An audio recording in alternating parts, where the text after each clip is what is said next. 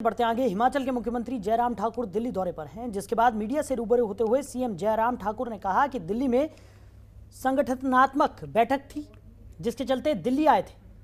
इससे पहले हिमाचल प्रदेश के 50 साल पूरा होने का न्योता देने राष्ट्रपति के पास आया था और तमाम कैबिनेट मंत्रियों से मुलाकात भी की थी।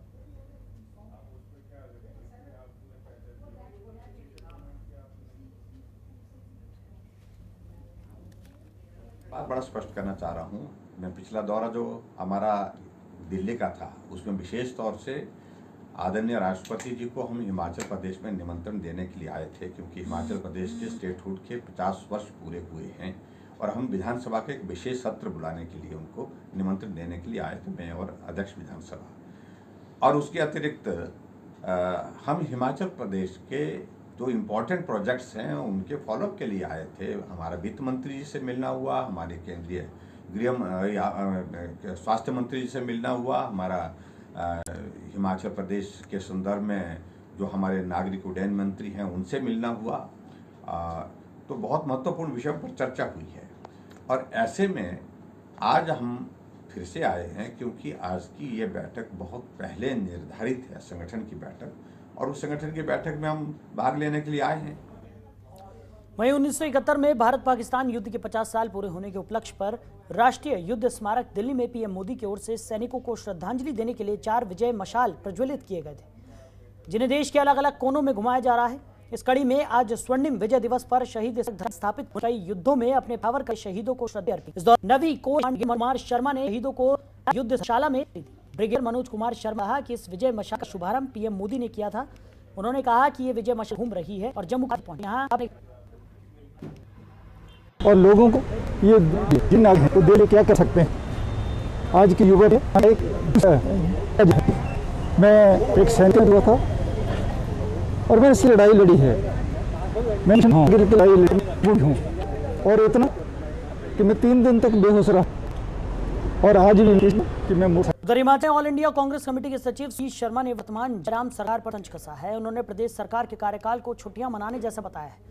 ये तंज ऑल इंडिया कांग्रेस कमेटी के सचिव सुधीर शर्मा ने कहा कि सरकार का 4 साल का कार्यकाल छुट्टियां मनाने जैसा बीत गया है, अब 1 साल बचा है, सरकार को काम कर लेना चाहिए। सुधीर ने कहा कि केंद्रीय विश्वविद्यालय निर्माण के मामले को लेकर केंद्र और प्रदेश सरकार की ओर से सही उत्तर नहीं मिलने की सूरत में कांग्रेस पूरे जिले में आंदोलन शुरू करेगी और आने वाले 1 साल तक सभी ब्लॉक्स में आंशिक भूख हड़ताल भी की जाएगी। वहीं सुधीर ने कहा कि 4 लेन प्रभावितों को मुआवजे के बारे में सरकार को उचित निर्णय लेना चाहिए।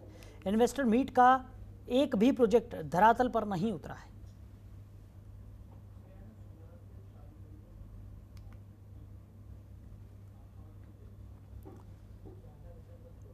वहीं राज्यसभा सदस्य प्रताप सिंह बाजवा की तरफ से अपने ऐच्छिक फंड में से दिए गए 1 करोड़ 18 लाख रुपए, जहां इन रुपयों की लागत से गुरदासपुर के हल्का धरीवाल सीएचसी में बनने वाले 500 एलपीएम ऑक्सीजन प्लांट का शिलान्यास किया गया, जो 31 अक्टूबर 2021 तक बनकर तैयार हो गए।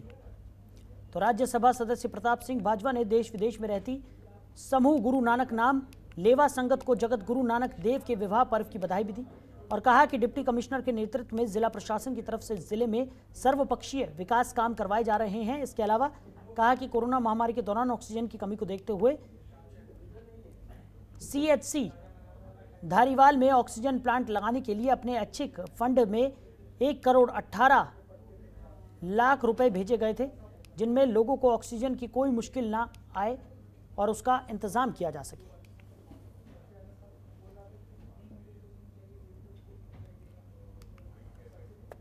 ਤੁਹਾਨੂੰ पता है कि 1.25 करोड़ रुपया मैं अपने MP लैंड फंड चों तकरीबन 1 करोड़ 18 लाख रुपया धारीवाल दे विच जिहड़ा साडी 40 बैडड PHC इनू ये मैं समझना कि सारिਆਂ ਨੂੰ अच्छा काम member as a member of parliament जो होया ये होया कि ऑक्सीजन जी ये सारिਆਂ ਨੂੰ ਵੱਡਾ जिंदगी का ऑक्सीजन तो बिना 1 सैकेंड नहीं निकल सकता। तो ये हर बैड के उत्ते डायरैक्ट ऑक्सीजन की जदों भी लोड़ पैगी सारे इत्थे जिहड़े पेशेंट्स आएंगे उन्होंने प्रोवाइड की जा रही है। हॉस्पिटल की फैसिलिटीज़ बहुत अच्छी ने।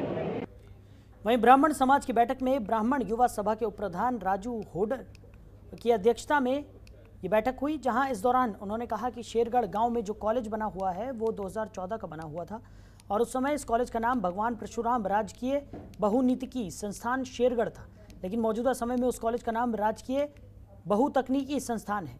किसी भी डॉक्यूमेंट में कहीं पर भी भगवान परशुराम का नाम नहीं है, जिस वजह से ब्राह्मण समाज में गुस्सा है और ब्राह्मण समाज ने दोनों विषयों पर शांतिपूर्ण धरना दिया और 20 दिन तक जिला प्रशासन को टाइम दिया कि इस कॉलेज की जांच होनी चाहिए, नहीं तो फिर दोबारा से ब्राह्मण समाज सड़कों पर उतर आएगा और जोर शोर से मांग करेगा कि इस कॉलेज का नाम भगवान परशुराम के नाम पर वापस कर दिया जाए।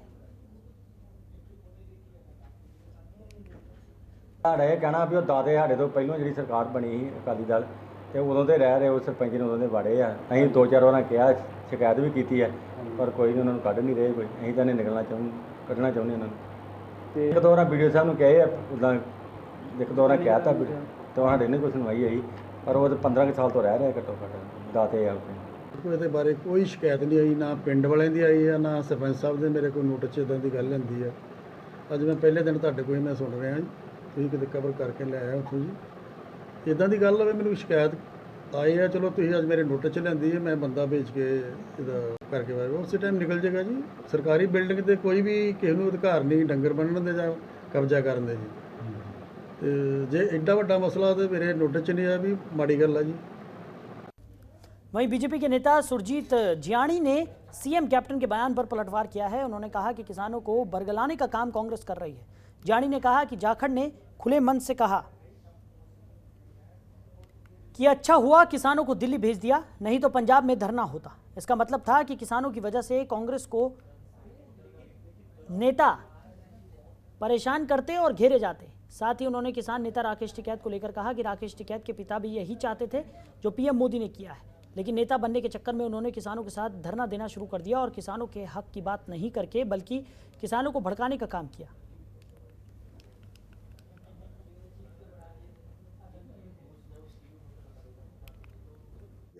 सहन ये इसलिए कर लिया किसान अपने, अब कपड़े कांग्रेस के भी पाटेंगे और अब कपड़े अकाली के भी पाटेंगे और पाट रहे हैं, और अब कपड़े जत्थेबंदियों के किसानों के भी पाटेंगे, सबके कपड़े पाटेंगे, किसी के नहीं बचेंगे। हमारे अगर पाटे हैं तो इनके भी पाटेंगे, क्योंकि सच्चाई सामने आएगी।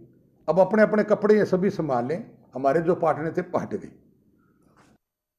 तो फिलहाल इस बुलेटिन में मेरे साथ इतना ही। आप बने रहिए और देखते रहिए जनतंत्र टीवी। नमस्कार। खबरों के निष्पक्ष विश्लेषण के लिए सब्सक्राइब करें Jantantra TV and press the bell icon. Never miss any update.